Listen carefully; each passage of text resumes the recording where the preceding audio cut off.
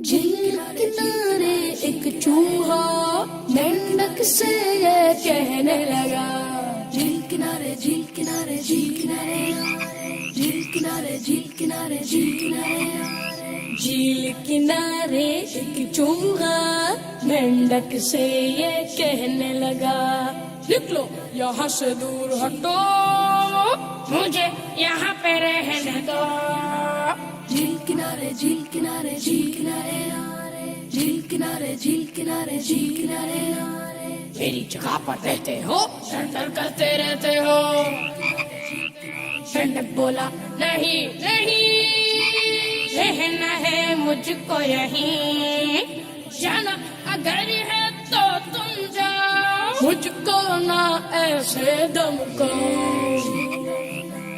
جھیل کنارے ایک چوہا مینڈک سے یہ کہنے لگا، جھیل کنارے جھیل کنارے جھیل کنارے جھیل کنارے جھیل کنارے جھیل کنارے اسے دونوں اڑنے لگے، مینڈک چوہا لڑنے لگے۔